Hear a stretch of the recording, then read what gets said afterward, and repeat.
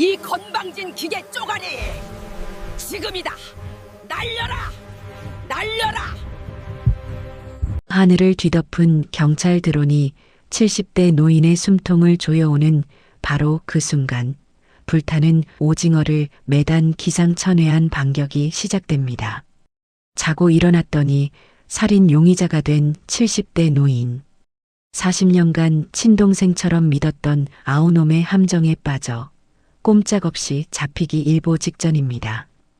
과연 불타는 오징어를 매단 이 기상천외한 이것 하나로 최첨단 드론의 눈을 속이고 40년 묵은 배신자에게 통쾌한 복수를 할 수 있을까요? 이 기막힌 반격의 결말이 궁금하시다면, 그리고 이 억울한 노인의 편이 되어주신다면 지금 바로 구독과 좋아요로 응원해 주십시오. 여러분의 응원이 이 노인들에게는 가장 큰 힘이 됩니다.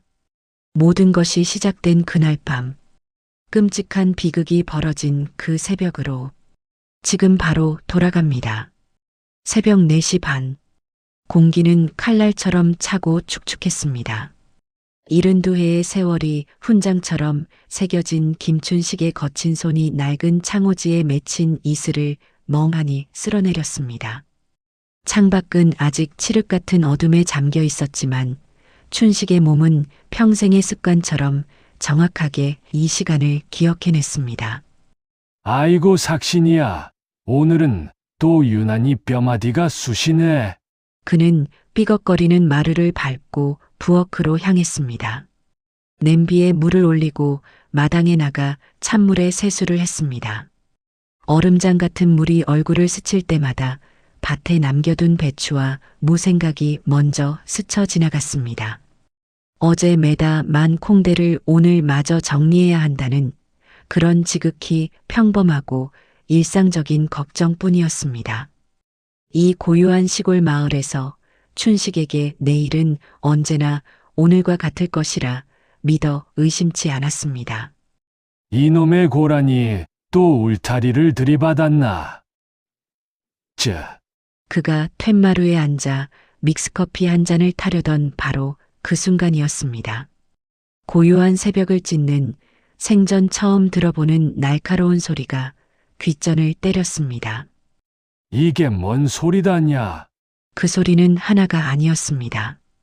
여러 대의 사이렌 소리가 귀청을 때리는 그 소리들은 점점 더 가깝게, 그리고 무섭도록 정확하게 춘식의 낡은 집 대문 앞에서 멈춰 섰습니다. 번쩍이는 붉고 푸른 불빛이 창호지를 미친 듯이 때렸고 춘식의 부엌은 순식간에 지옥도처럼 변했습니다. 아니 이 새벽에 대체 뭔 일이래.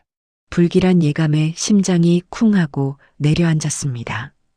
춘식이 허둥지둥 대문을 열고 마당으로 뛰쳐나간 그 순간 그의 두 눈은 그 자리에 얼어붙고 말았습니다.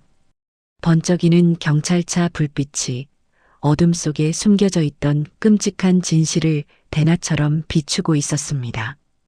그의 낡은 앞마당 한가운데 며칠 전 그가 애지중지 심어놓은 국화꽃밭 위로 마을의 악명 높은 사채업자 황 사장이 두 눈을 부릅뜬 채 싸늘한 시신이 되어 쓰러져 있었습니다. 김춘식 씨, 꼼짝 마! 손 들어! 우수수 쏟아지는 고함 소리에도 춘식은 움직일 수 없었습니다. 그의 눈은 오직 한 곳에 고정되어 있었습니다. 황 사장의 가슴팍. 그곳에 어제 자신이 장미가지를 다듬고 기름칠까지 해두었던 그 붉은 손잡이에 전지가위가 뿌리까지 깊숙이 박혀 있었습니다. 이게 내 가위가 왜 저기에. 한 경찰이 춘식의 손을 가리키며 선배님, 저 영감 손에 피가! 그제야 춘식은 자신의 손을 내려다보았습니다. 어제 장미가시에 긁혀 피가 맺혔던 그 자리에 시커먼 피딱지가 엉겨붙어 있었습니다. 자신의 피인지 아니면 춘식은 숨이 멎는 것 같았습니다. 아니 이건 어제 장미 가시에. 김춘식 씨 황 사장 살해 혐의로 긴급 체포합니다. 할 말은 서해 가서 하시고. 살해 혐의. 춘식의 귓가에서 모든 소리가 멈췄습니다. 그때 하나둘 모여들기 시작한 마을 사람들의 수군거림이 비수처럼 날아와 꽂혔습니다. 어머, 저 영감 또, 쯧쯧, 40년 전에도 그러더니만 결국 올 것이 왔지. 사람은 안 변해. 또, 40년 전 의문의 산불 사건. 아무도 자신의 말을 믿어주지 않았던 그 지옥 같은 날들. 자신을 괴물 보듯 하던 그 차가운 눈빛. 지금 눈앞에 선 저들의 눈빛과 소름 끼치도록 똑같았습니다. 춘식의 머릿속이 차갑게 식었습니다. 이번에도 당할 순 없다.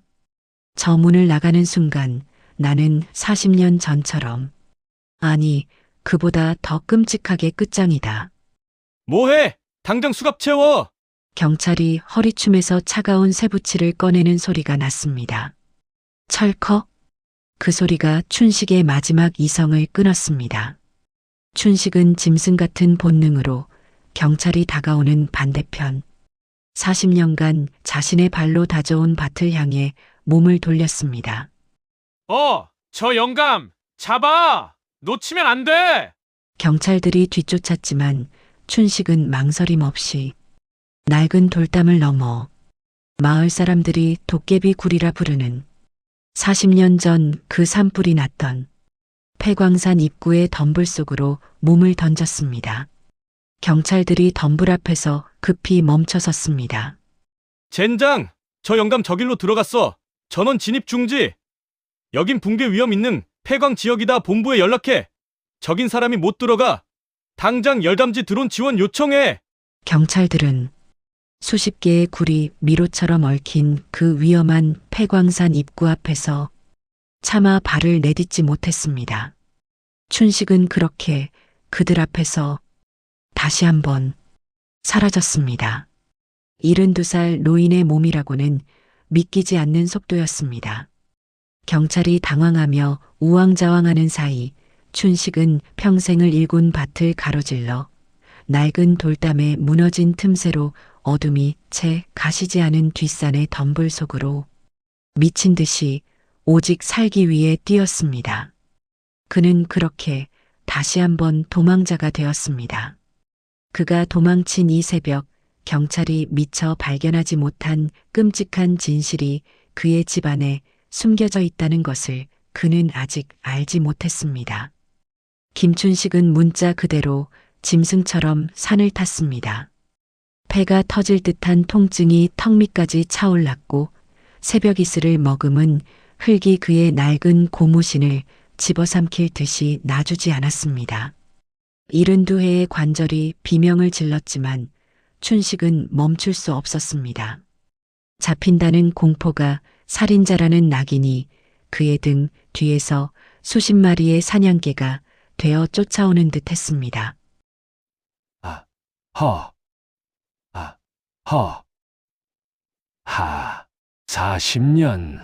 40년 전에도 이랬지. 얼마나 달렸을까. 춘식은 칡넝쿨에 발이 걸려 그대로 앞으로 고꾸라졌습니다. 정신을 차렸을 때 그는 비탈길 아래로 굴러떨어져 지금은 아무도 찾지 않는 낡은 숯가마 터 안으로 처박혀 있었습니다. 수십 년간 잊힌 그곳은 이끼와 낙엽으로 뒤덮여 밖에서는 도저히 사람을 찾을 수 없는 천혜의 은신처였습니다. 춘식은 차가운 흙바닥에 등을 대고 누워 숯검댕이 묻은 천장을 바라보았습니다. 그제야 온몸의 통증이 그리고 억울함이 분노가 아닌 시퍼런 절망이 되어 그를 덮쳤습니다. 내가 대체 왜 평생 흙만 보고 산 죄밖에 없는데 왜 또 나한테? 그는 40년 전 산불 사건 때도 똑같이 이 산을 헤맸습니다. 그때는 젊음이라도 있었지만 지금 그에게 남은 것은 주름진 손과 구분 등 그리고 아무도 믿어주지 않는 늙은이의 변명뿐이었습니다. 끝났다. 춘식은 두 눈을 감았습니다. 이대로 흙이 되어 사라지는 편이 낫겠다 싶었습니다. 바로 그때였습니다. 바스락, 바스락 거리며 숯가마 입구를 가리고 있던 덤불이 흔들리는 소리. 춘식은 숨을 멈췄습니다. 심장이 더 크게 뛰는 소리가 들리는 것 같습니다. 경찰인가? 벌써 여기까지 쫓아왔단 말인가? 춘식은 본능적으로 옆에 나뒹굴던 손바닥만 한 돌멩이를 움켜쥐었습니다. 이대로 잡혀갈 순 없었습니다. 잡아가려면 내 목숨이라도 가져가라. 그의 눈에 다시 도끼가 올랐습니다. 덤불이 거칠게 헤쳐지고 두 개의 그림자가 숯가마 안으로 불쑥 들어왔습니다. 춘식이 형님, 여기 있었구만. 춘식의 눈이 휘둥그레졌습니다. 칠흑 같은 어둠 속에서 손전등 불빛과 함께 나타난 것은 경찰이 아니었습니다. 허리춤에 항상 작은 공구들을 차고 다녀 박영감이라 불리는 경로당의 해결사 박순옥이었습니다. 그리고 그녀 뒤에는 마을의 모든 소식을 꿰뚫고 있어 만물박사 최 선생이라 불리는 최만식이 땀을 뻘뻘 흘리며 서 있었습니다. 너희들이 여길 어떻게? 춘식은 손에 쥔 돌멩이를 놓지 않았습니다. 이들도 저 아래 마을 사람들처럼 자신을 잡으러 온 것일지도 몰랐습니다. 박순옥은 숨을 몰아쉬며 손전등으로 춘식의 꼴을 비추며 아이고, 이 양반아. 꼴 좀 보소. 돌멩이는 와 쥐고 있소? 우리가 경찰로 보이나? 박순옥이 불쑥 춘식의 손을 잡아챘습니다. 그녀의 손은 춘식만큼이나 거칠었지만 따뜻했습니다. 형님, 일단 진정하시오. 우리가 봤소. 형님이 마당으로 뛰쳐나오기 한참 전에 검은 모자 쓴 놈 하나가 형님네 담벼락을 넘어가는 걸 내가 똑똑히 봤단 말이오. 뭐라고? 최 선생 말이 맞다니까. 그놈이 황 사장 죽이고 형님한테 덮어 씌운 게 틀림없어. 황 사장 그놈 요즘 우리 마을 땅 헐값에 넘기라고 얼마나 설쳐댔소. 뻔하지. 춘식의 머릿속이 번개라도 맞은 듯 환해졌습니다. 함정이다. 하지만 안도감도 잠시 최만식이 숯가마 밖을 조심스럽게 살피며 낮은 목소리로 말했습니다. 하지만 형님 상황이 안 좋소. 저길 보시오. 춘식이 조심스럽게 숯가마 틈새로 밖을 내다보았습니다. 동이 터오는 회색빛 하늘. 그 고요한 하늘 위로 윙하며 불길한 기계음을 내는 검은 점 하나가 날아다니고 있었습니다. 저놈의 기계 팔이 드론이라는 거요. 저게 사람 눈보다 100배는 무섭다더만 경찰들이 산 전체를 뒤지기 시작했소. 춘식의 심장이 다시 차갑게 가라앉았습니다. 흙바닥에 숨는 것은 이제 끝이었습니다. 저 하늘의 눈이 자신을 샅샅이 찾아내고 있었습니다. 꼼짝없이 갇힌 것이었습니다. 윙윙. 숯가마 틈새로 새어 들어오는 불길한 기계음은 춘식의 심장을 얼어붙게 만들었습니다. 하늘을 선회하던 그 기계파리가 마치 피냄새를 맡은 독수리처럼 이 숯가마 근처를 맴돌기 시작했습니다. 그것은 단순한 기계가 아니었습니다. 그것은 공권력이었고 의심이었으며 춘식이 평생을 두려워했던 낙인의 형상이었습니다. 틀렸어. 저건 사람이 아니야. 짐승도 아니고 저런 것이랑 싸워서 이길 수가 없어. 춘식이 절망에 빠져 고개를 숙일 때 만물박사 최 선생이 그의 어깨를 묵직하게 쥐었습니다. 형님, 고개 드시오. 사람이 아니니 이길 수 없다는 게 말이오. 사람이 아니니 속일 수 있는 거요. 저 기계는 멍청하게도 사람이 시키는 대로만 움직이지 않소. 최 선생은 숯가마의 반대편 흙이 무너져 내린 작은 개구멍을 가리켰습니다. 여긴 내가 젊을 적에. 아무튼 나만 아는 길이오. 또 저 드론이 저쪽 능선을 살피는 틈을 타서 움직여야 하오. 박영감, 준비됐소? 진즉에 저놈의 기계. 내가 한번 해체해보고 싶어서 손이 근질근질하구만. 박영감이라는 박순옥이 공구 주머니를 만지작거리며 말했습니다. 최 선생의 노련한 눈이 드론의 움직임을 쫓았습니다. 드론이 능선 너머로 방향을 트는 그 찰나의 순간 지금이요! 새 노인은 짐승처럼 몸을 낮춰 개구멍을 빠져나왔습니다. 그들의 앞에는 가시덤불이 우거진 길이 아닌 길이 이어져 있었습니다. 춘식은 이를 악물고 최 선생의 뒤를 따랐습니다. 발을 헛디뎌 구르고 찢기고 피가 났지만 등 뒤에서 다시 들려오는 저 끔찍한 기계음이 그들을 쉬지 못하게 채찍질했습니다. 얼마나 지났을까? 그들이 도착한 곳은 산 중턱, 빽빽하게 우거진 대나무 숲이었습니다. 바람이 불 때마다 수천 개의 잎이 부딪히며 그들의 흔적과 소리를 완벽하게 감춰주었습니다. 김춘식이 주저앉으며 아하, 여긴 괜찮은 게요.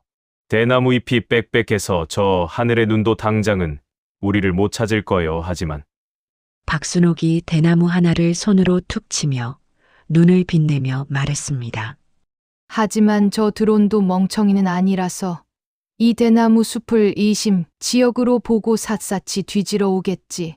최 선생 혹시 신문지나 비닐 쪼가리 뭐 그런 거 가진 거 있소? 박영감, 지금 이 와중에 신문은 찾아서 뭐 하려고? 박순옥은 춘식의 말을 가로막고 주머니에서 공구 대신 아이들 장난감인 실패 하나를 꺼내 보였습니다. 박순옥이 실패를 흔들며 장난스럽게 말했습니다. 이게 내 비밀 병기요. 손주 놈 연 만들어준다고 항상 품고 다니지. 최 선생, 아까 저 드론 나는 거 봤소. 바람을 못 이기더구만. 박영감 설마? 맞소. 저놈은 기계요. 바람이 세지면 더 높이 올라가거나 아니면 착륙해야지. 하지만 연은 바람이 셀수록 더 높이 나는 법이요. 박순옥의 눈이 형형하게 빛났습니다. 그것은 70대 노인의 눈이 아니었습니다. 젊은 시절 비행사를 꿈꿨던 소녀의 눈빛이었습니다. 저 드론은 열을 감지하거나 움직임을 쫓을 거요. 그럼 우리가 더 크고 더 요란하게 움직이는 미끼를 하늘에 띄워주면 어떻겠소? 저 드론보다 더 높이. 그녀는 최 선생이 짐에서 꺼낸 낡은 비닐과 부러진 대나무 가지를 받아들고 믿을 수 없는 속도로 무언가를 만들기 시작했습니다. 아니, 박영감, 그게 말이... 춘식이 말을 채 끝내기도 전에 윙윙윙, 아까보다 훨씬 더 크고 더 위협적인 드론의 기계음이 바로 머리 위에서 터져 나왔습니다. 대나무 숲의 바람이 멈췄습니다. 빽빽했던 잎사귀들 사이로 경찰 드론의 붉은색 감시등이 정확하게 그들을 내려다보고 있었습니다. 우릴 봤어. 윙, 머리 바로 위, 빽빽한 대나무 잎사귀들이 마치 거대한 헬리콥터가 누르기라도 하듯 경찰 드론의 강력한 프로펠러 바람에 일제히 짓눌렸습니다. 춘식의 머리카락이 쭈뼛 차가운 기계 눈, 그 붉은색 감시등이 덤불 속 짐승을 찾아낸 듯 정확하게 춘식과 눈이 마주쳤습니다. 김춘식이 공포에 질려 속삭였습니다. 봤어. 우릴 봤어. 바로 그때 드론에 달린 스피커에서 지옥의 사자처럼 기계가 섞인 목소리가 터져 나왔습니다. 김춘식 씨, 꼼짝 마. 다 봤다? 즉시 투항하라. 춘식과 최 선생이 그 자리에 얼어붙은 그 순간 옆에 있던 박순옥이 믿을 수 없게도 웃음을 터뜨렸습니다. 공포가 아닌 분노에 찬 웃음이었습니다. 이 건방진 기계 쪼가리가 지금 누굴 상대로 명령질이야? 최 선생, 바람 방향 바뀌었소. 그녀는 드론의 감시등을 정면으로 노려보며 방금 전 완성한 엉성한 비닐 조각 연을 움켜쥐었습니다. 박영감, 지금 뭐 하려고? 저게 우릴 보고 있는데 보고 있으니 더 좋지. 저놈은 김춘식을 잡으러 왔지. 연을 잡으러 온 게 아니잖소. 저놈의 눈을 우리가 속이는 게 아니라 아예 뽑아버려야 해. 박순옥은 춘식의 점퍼 주머니에 있던 낡은 라이터를 꺼내 들었습니다. 그리고 비닐 연꼬리에 최 선생이 비상식량으로 챙겨온 마른 오징어 다리를 매달기 시작했습니다. 아니, 박 영감. 지금 오징어는 왜? 박순옥이 라이터를 켜며 저 드론에 열 감지 기능이 있을지 누가 아오? 그리곤 마른 오징어에 불을 붙이며 말했습니다. 불붙은 오징어 냄새 연기에 날아다니는 열원이라. 저 멍청한 기계가 이걸 사람으로 볼지 새로 볼지 어디 한번 구경이나 해봅시다. 박순옥은 불타는 오징어를 매단 비닐연을 드론의 프로펠러 바람을 피해 대나무 숲의 가장 약한 틈새로 휙 온 힘을 다해 던져 올렸습니다. 마침 불어온 맞바람을 타고 불타는 연은 마치 불새처럼 하늘로 솟구쳤습니다. 윙, 윙, 윙. 드론은 즉각적으로 반응했습니다. 김춘식이라는 목표물 대신 갑자기 나타난 정체불명의 불타는 비행체 열원에 혼란을 일으킨 것입니다. 드론의 카메라가 미친 듯이 연을 따라 고개를 돌렸습니다. 지금이요. 튀어. 새 노인은 드론이 연에 정신이 팔린 그 찰나의 틈을 놓치지 않았습니다. 대나무 숲을 빠져나와 아까 봐두었던 산 반대편 낡아 빠진 산불 감시 초소를 향해 다시 달리기 시작했습니다. 얼마나 달렸을까? 낡은 철문이 끼익하고 소리를 내며 열리고 세 사람은 썩은 낙엽과 거미줄이 가득한 초소 안으로 몸을 굴렸습니다. 창문 틈으로 멀리서 자신들이 날린 불타는 연과 사투를 벌이는 드론의 모습이 아득하게 보였습니다. 살았네, 박 영감 당신 대체. 바닥에 주저앉아 김춘식이 거친 숨을 몰아쉬었습니다. 최만식은 창밖을 경계하며 굳은 표정으로 살긴 뭘 살았소. 형님, 우린 도망친 게 아니라 도망칠 시간을 겨우 10분 번 것뿐이오. 최 선생의 냉정한 한마디에 춘식의 어깨가 무너져 내렸습니다. 그랬습니다. 연으로 드론을 따돌린 것은 기발했지만 결국 그들은 다시 쫓길 것입니다. 숲을 빠져나가도 마을은 이미 적으로 가득했습니다. 40년 전처럼 이 산에서 굶어 죽거나 아니면 결국 그럼 우린 이제 어떻게 해야? 어차피 끝났어. 그때였습니다. 춘식의 절망적인 독백을 가로막고 최 선생이 초소 구석의 낡은 철제 캐비닛을 열었습니다. 그 안에는 먼지 쌓인 낡은 지도 한 장이 들어 있었습니다. 최만식이 지도를 바닥에 펼치며 형님, 도망만 다니니까 끝나는 거요. 도망만 다녔으니 40년 전에도 당한 거요. 그것은 이 마을의 산림관리 지도였습니다. 최 선생이 이장 시절 산불 감시 초소에 비치해 둔 것이었습니다. 그의 거친 손가락이 지도의 한 지점을 꾹 눌렀습니다. 여기가 황 사장이 죽어있던 형님네 마당이오. 그리고 여긴 우리가 40년 전에 불났다고 누명 썼던 그 야산이오. 최 선생의 손가락이 두 지점을 그리고 그 사이에 껴있는 거대한 빈 땅을 가리켰습니다. 이상하지 않소? 두 사건 모두 이 고향 개발 사업 부지를 뱀처럼 둘러싸고 있단 말이오. 황 사장이 죽기 직전까지 이 땅을 헐값에 사들이려고 했던 거 형님도 알지 않소? 춘식의 눈이 지도를 뚫어버릴 듯이 타올랐습니다. 40년 전의 산불, 그리고 오늘의 살인, 그를 나락으로 떨어뜨린 두 사건이 하나의 땅을 중심으로 겹쳐지고 있었습니다. 춘식이 바닥에 흙을 쥐었습니다. 부들부들 떨리는 손이었지만 그것은 더 이상 공포로 인한 떨림이 아니었습니다. 피해자의 떨림이 아닌 사냥꾼의 떨림이었습니다. 김춘식이 낮고 얼음장처럼 차가운 목소리로 말했습니다. 그 고향 개발 사업 뒤에 누가 있어? 최만식이 박순옥과 눈을 마주쳤습니다. 그의 입에서 믿을 수 없는 이름 하나가 흘러나왔습니다. 서류상 대표는 우리가 평생 형님 아우하고 지냈던 그 사람이었소.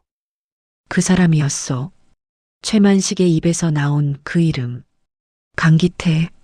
40년간 춘식의 속을 다 받아주던 친동생이나 진배 없던 춘식은 순간 숨쉬는 법을 잊었습니다.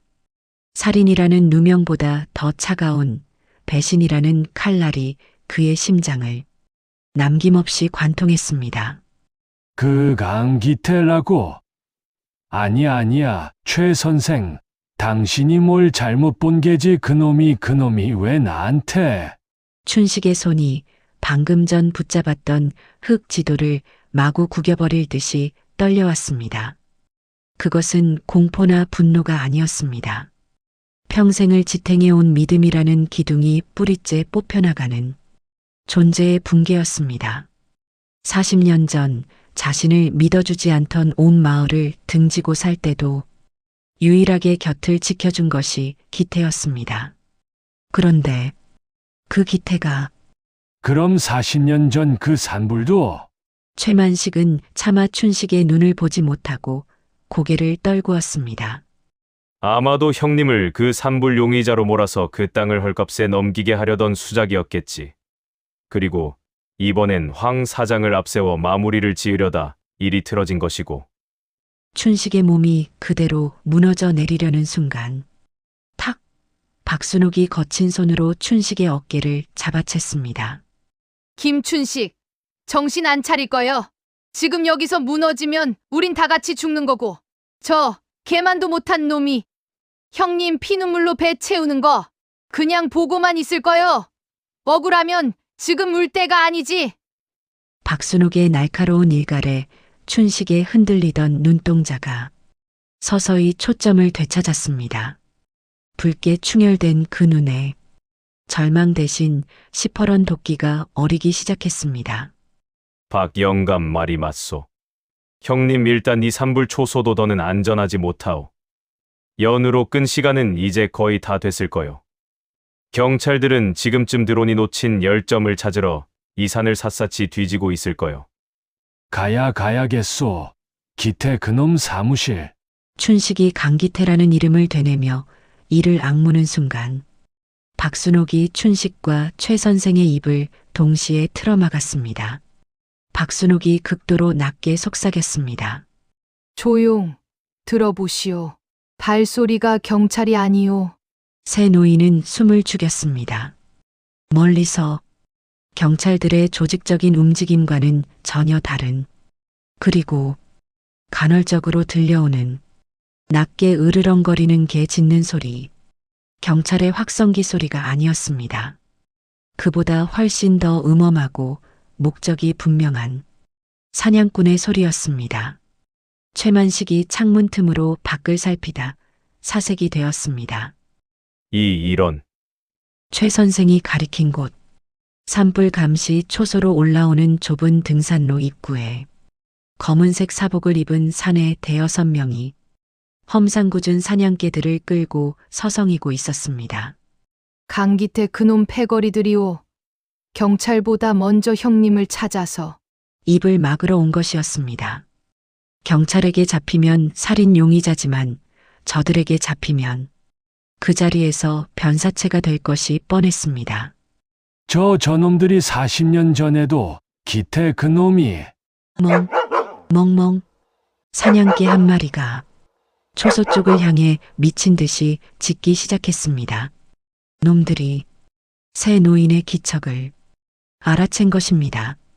찾은 것 같다. A 구역, 산불 초소, 싹 다 포위해. 사내들이 초소를 향해 달려오기 시작했습니다. 낡은 철문은 그들의 발길질 한 번이면 부서질 터였습니다. 이제 정말 끝이었습니다.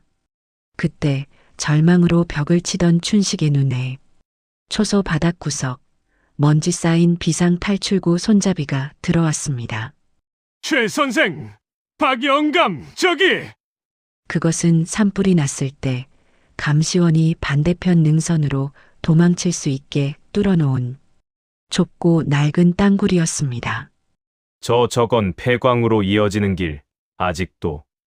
쾅, 쾅, 쾅. 철문이 당장이라도 부서질 듯이 밖에서 놈들이 문을 걷어차는 소리가 들려왔습니다. 망할 시간이 없소. 김춘식, 당신부터 들어가. 박순옥이 낡은 탈출구의 녹슨 손잡이를 잡고 온 힘을 다해 잡아당겼습니다. 기익! 끔찍한 쇳소리와 함께 40년간 닫혀있던 칠흑 같은 어둠의 입구가 새 노인 앞에서 아가리를 벌렸습니다. 잡았다! 사내들이 부서진 문틈으로 들이닥친 그 순간 새 노인은 빛 한 줄기 없는 어둠 속으로 차례로 몸을 던졌습니다. 쾅! 육중한 철제 덮개가 닫히는 소리가 무덤에 관 뚜껑처럼 칠흑 같은 어둠 속에서 울려 퍼졌습니다. 새 노인은 비좁은 땅굴 안으로 말 그대로 굴러떨어졌습니다. 위에서는 놈들이 덮개를 향해 미친 듯이 발길질을 해대는 쿵, 쿵, 둔탁한 소리와 사냥개들의 광기 어린 울음소리가 지옥의 북소리처럼 아득하게 들려왔습니다. 공포와 고통에 찬 신음으로 김춘식은 흐느꼈습니다.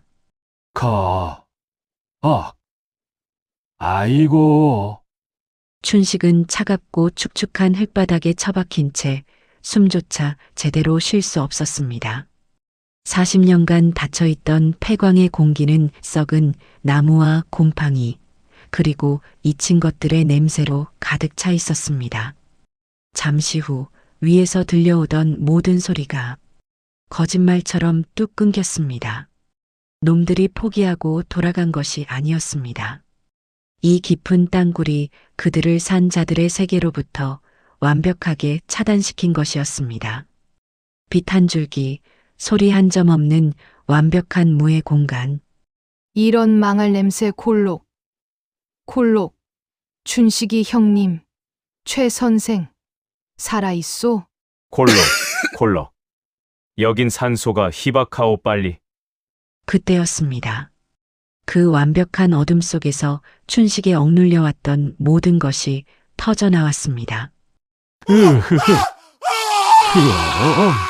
그것은 슬픔이나 억울함을 넘어선 완전한 절망의 울부짖음이었습니다. 차라리 저놈들 손에 잡혀 죽을 것을! 이게 대체 뭔 짓이오! 산채로 무덤에 갇혔잖소!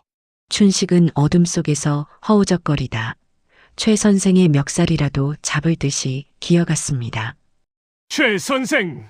당신이 날 이 지옥으로 끌어들였어! 40년을 믿었던 단기태 그놈도 나를 배신하고 이제 당신들마저 나를 이 구덩이에서 죽게 만드는구려! 김춘식, 정신 차리지 못해. 지금 우리끼리. 하하하! 정신 차려서 뭘 어쩐단 말이오! 저 하늘에 드론도 땅 위에 사냥개도 우릴 잡으러 왔는데 이제 이 땅 밑에 무덤이 우리를 삼키러 왔는데 끝났어. 최 선생, 박 영감, 우린 여기서 굶어 죽는 거요. 춘식의 절규가 좁은 땅굴을 맴돌다 쓰러져 갈 때쯤 최만식이 주머니를 뒤져 낡은 성냥 한 개비를 힘겹게 켰습니다. 찰나의 순간 어둠을 밀어낸 작은 불꽃이 새 노인의 흙투성이가 된 절망적인 얼굴을 비추었습니다. 그리고 그 불빛은 그들이 기어들어온 흙벽이 단순한 흙벽이 아님을 비추고 있었습니다. 최만식이 성냥불을 들어 올리며 낮고 힘있는 목소리로 말했습니다. 형님, 아직 죽을 때가 아니오.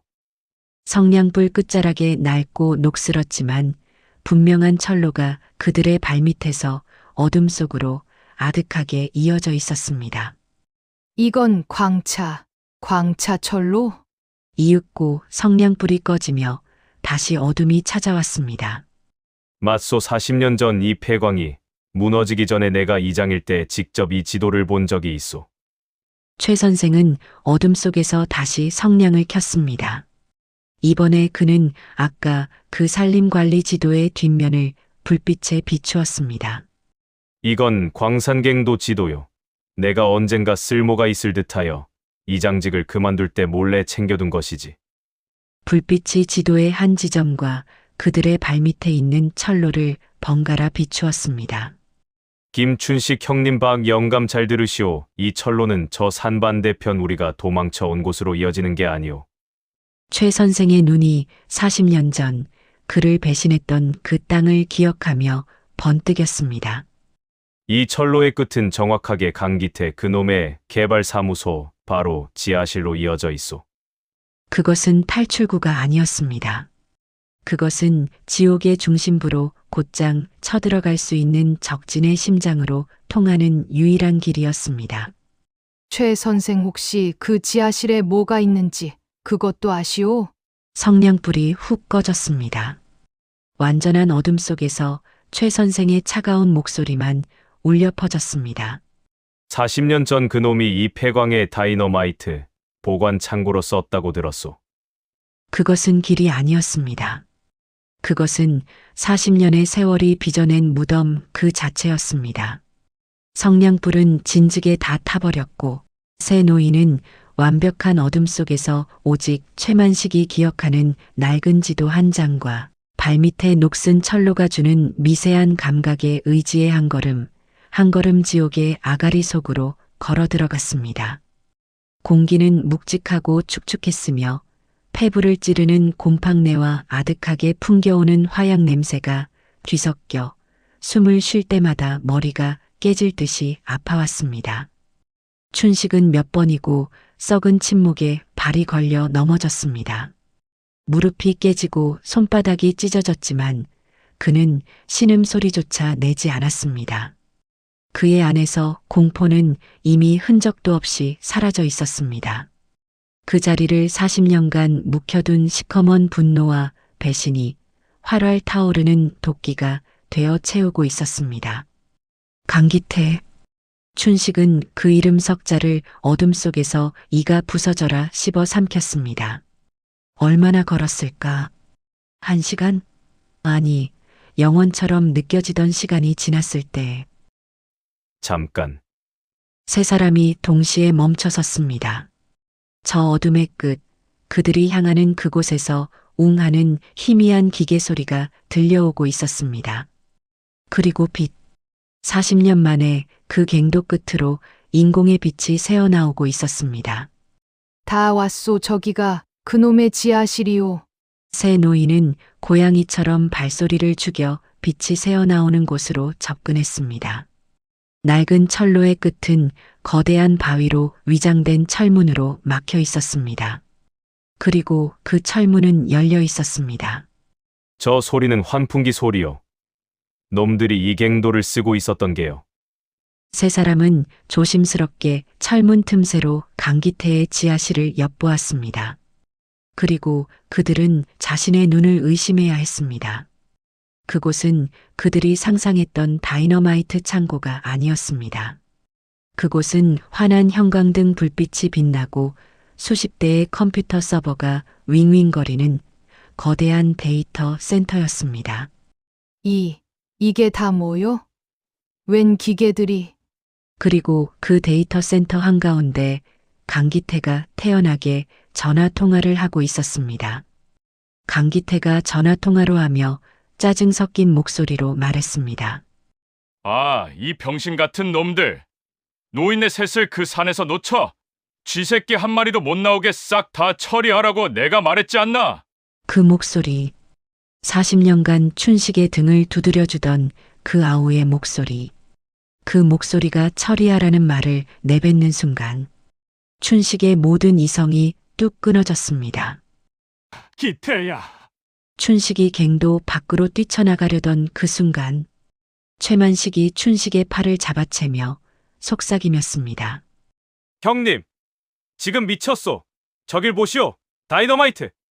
최 선생이 가리킨 곳, 그 환한 서버실 구석, 놈들이 환풍시설만 신경 쓰느라 미처 치우지 못한 40년 묵은 그것들, 위험, 다이너마이트, 먼지가 뽀얗게 쌓인 낡은 다이너마이트 상자들이 마치 관처럼 쌓여 있었습니다. 박순옥은 눈을 빛내며 공구 주머니에서 실을 꺼냈습니다. 최 선생 당신 말이 맞았소. 춘식이 형님. 박순옥이 춘식의 손을 꽉 잡았습니다. 그녀의 손에는 연을 만들던 그 질긴 연줄이 들려 있었습니다. 저 멍청한 놈. 자기가 화약고 위에서 컴퓨터 노름을 하고 있었구만. 춘식이 형님. 저놈한테 40년 묵은 연 한번 날려보시겠소? 춘식의 눈이 박순옥의 연줄과 다이너마이트 상자를 그리고 강기태의 뒷모습을 번갈아 보았습니다. 춘식은 천천히 고개를 끄덕였습니다. 강기태가 전화를 끊고 서버를 점검하려던 바로 그 순간이었습니다. 지하실을 울리는 얼음장 같은 목소리로 김춘식은 말했습니다. 기태야. 강기태의 몸이 그 자리에 얼어붙었습니다. 수십 년 만에 들어보는 자신을 이름으로 부르는 춘식의 목소리. 그가 천천히 뒤를 돌아보았습니다. 그곳에는 지옥에서 방금 기어 나온 듯한 흑투성이의 김춘식이 서 있었습니다. 형님이 여길 어떻게? 한 걸음 한 걸음 다가가며 김춘식은 말했습니다. 내가 40년을 사람 대접 못 받고 짐승처럼 살 때 너는 이 환한 곳에서 내 땅 뺏을 궁리만 하고 있었더냐? 무슨 소리요? 형님, 저 경찰. 그래, 경찰! 강기태는 뒷걸음질 치며 전화기를 움켜쥐었습니다. 경찰, 내 놈이 황 사장을 죽이고 내게 누명을 씌운 그 경찰 말이냐? 강기태의 눈이 공포로 흔들렸습니다. 바로 그때 강기태, 내 놈이 내 놈 부하들한테 처리하라고 짓거린 소리 여기다 녹음됐다. 이놈아! 지하실 입구에서 낡은 녹음기를 들고 최만식이 외쳤습니다. 강기태의 눈이 녹음기를 향하는 순간 박순옥이 반대편에서 다이너마이트 상자 뚜껑을 열면서 웃었습니다. 그리고 이 늙은이 손재주가 아직 쓸만해서 말이다. 이 연줄 보이지? 이놈아. 박순옥의 손에 들린 연줄이 뱀처럼 기어나와 40년 묵은 다이너마이트 뇌관에 묶여 있었습니다. 그녀는 다른 한 손에 춘식이 줬던 그 라이터를 쥐고 있었습니다. 다이너마이트. 안 돼. 그거! 강기태가 사색이 되어 외쳤습니다. 강기태가 자신의 목숨보다 소중한 저 수십억짜리 서버와 다이너마이트를 번갈아 보며 절규하는 순간 김춘식이 그의 바로 앞까지 걸어왔습니다. 김춘식이 강기태의 멱살을 움켜쥐었습니다. 40년 내 세월 돌려내라, 이 짐승만도 못한 놈아! 춘식의 흙 묻은 주먹이 강기태의 번지르르한 얼굴에 꽂혔습니다. 퍽! 강기태가 서버실 바닥에 나뒹굴어지는 바로 그 순간 와장창 지하실의 유일한 출입문이 부서지며 경찰 특공대와 강기태의 검은 옷을 입은 사내들이 동시에 들이닥쳤습니다. 꼼짝 마! 손들어! 모든 것이 멈췄습니다. 경찰은 살인 용의자 김춘식과 피해자로 알려진 강기태, 그리고 다이너마이트의 라이터를 겨누고 있는 박순옥을 보며 그 자리에서 얼어붙었습니다. 누가 범인이고 누가 피해자인가? 그 숨막히는 대치 속에서 바닥에 쓰러져 피를 토해내던 강기태가 피식하며 미친 사람처럼 웃기 시작했습니다. 하하, 춘식이 형님. 다 끝난 것 같지? 좋아. 이 녹음기 경찰에 줘. 줘보라고! 강기태가 경찰들을 힐끗 보며 춘식에게 속삭였습니다. 근데 어쩌나? 형님 40년 전 그 산불 진범이 누군지 알아? 내가 봤거든. 당신 아내가 횃불 들고 산으로 올라가는 거 내가 똑똑히 봤는데. 춘식의 세상이 다시 한번 무너져 내렸습니다. 내가 똑똑히 봤는데. 강기태의 마지막 말. 그것은 김춘식의 산산조각 난 영혼까지 짓밟아버리려는 40년 묵은 독이었습니다. 춘식의 세상이 정말로 무너져 내렸습니다. 그의 손에서 강기태의 멱살을 잡았던 힘이 스르르 풀려나갔습니다. 경찰도 다이너마이트도 조력자들도 그 순간 춘식의 눈에는 보이지 않았습니다. 오직 40년 전 병으로 세상을 떠나기 전까지 단 한 번도 자신을 원망하지 않았던 그 아내의 얼굴만이 떠올랐습니다. 아내가. 설마. 피 묻은 입꼬리를 올리며 춘식의 귓가에 속삭이듯 강기태가 말했습니다. 하하, 춘식이 형님 꼴 좋다. 당신은 평생 당신 아내한테 속고 나한테 속고 멍청하게 흙이나 파면서. 강기태의 광기 어린 조롱이 그 좁은 지하실을 울리던 바로 그 순간 그 더러운 입 다물지 못할까? 모든 시선이 지하실 입구를 지키고 섰던 만물 박사 최 선생에게로 쏠렸습니다. 그는 녹음기를 든 손을 내리지 않은 채 강기태를 경멸의 눈빛으로 쏘아보고 있었습니다. 그래, 이놈아. 내 말이 맞다. 40년 전 그날 밤 춘식이 형님 아내가 횃불을 들고 산으로 올라갔지. 춘식의 얼굴이 잿빛으로 변했습니다. 최 선생 당신마저. 최만식이 춘식의 말을 가로막으며 강기태의 눈을 찌르듯이 노려보았습니다. 하지만 춘식이 형님, 형수님은 불을 지르러 간 게 아니었소. 불을 끌어간 것도 아니었고. 최 선생의 목소리가 지하실 전체를 장악했습니다. 형수님은 남편을 찾으러 간 거였소.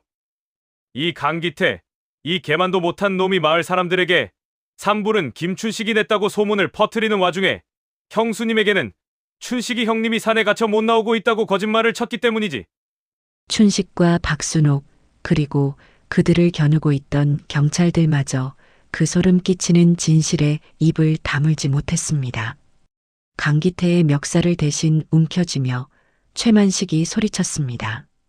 이놈아, 내가 40년 전에 그랬지. 병약한 형수님을 사지로 몰아넣고 춘식이 형님은 살인방어범으로 만들고 그렇게 두 사람을 세기별시켜서 그 땅을 차지하려고 했지. 내가 이장일 때 내 놈이 형수님에게 접근하는 걸 다 지켜봤는데. 강기태는 피식 웃으며 말했습니다. 증거 있어? 이 영감탱이가 40년 전 일을. 내가 40년 전 그날 밤 내 놈이 형수님을 찾아가는 걸 똑똑히 봤다. 내 놈이 땅 때문에 무슨 짓을 할지 몰라. 내가 숨어서 다 지켜보고 다 들었어. 이놈아! 뭐? 내 놈이 그랬지.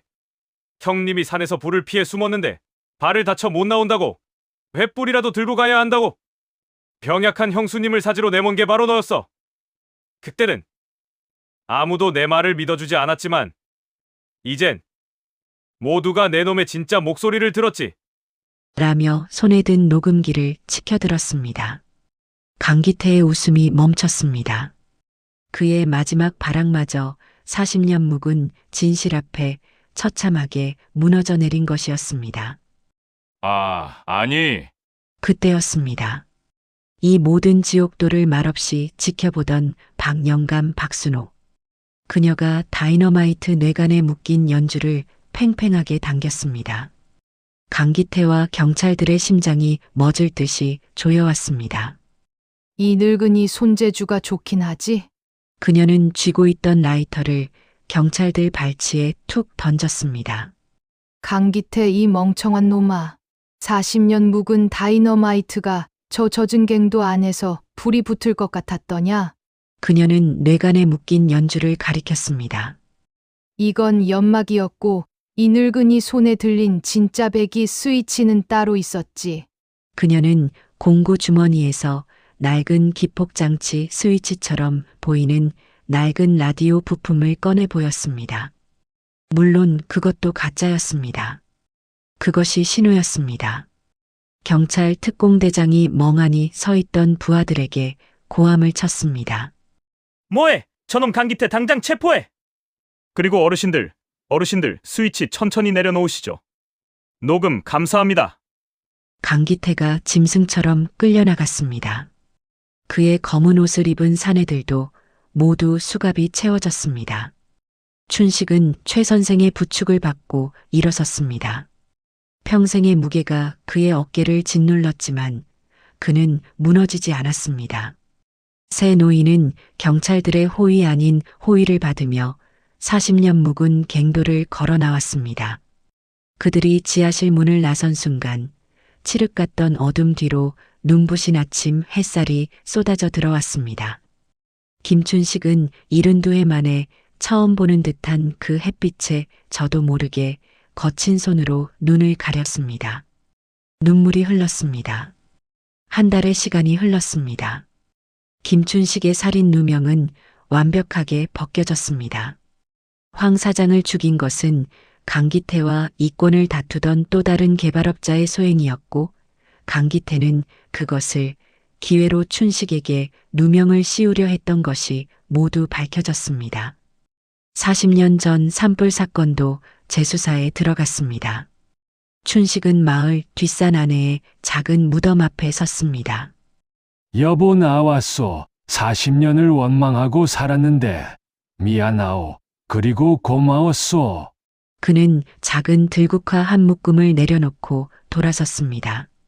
그의 발걸음은 더 이상 도망자의 것이 아니었습니다. 마을 경로당이 시끌벅적해졌습니다. 박영감, 박순옥은 아이들을 모아놓고 연이 어떻게 드론을 이기는지 대나무 살을 깎으며 가르치고 있었습니다. 최 선생 최만식은 돋보기를 끼고 마을 사람들의 부동산 계약서에 독소 조항이 없는지 꼼꼼하게 봐주고 있었습니다. 그리고 김춘식, 그는 경로당 입구 낡은 현판 옆에 직접 깎은 작은 나무 간판을 걸고 있었습니다. 김춘식의 억울한 사연 들어드립니다. 누명 상담소. 평생을 억울함에 쫓기던 노인은 이제 다른 이의 억울함을 들어주는 새로운 삶을 시작한 것입니다.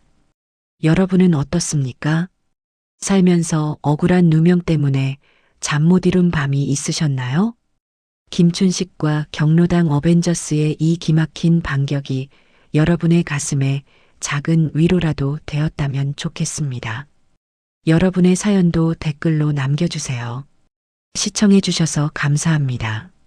구독과 좋아요 잊지 마세요.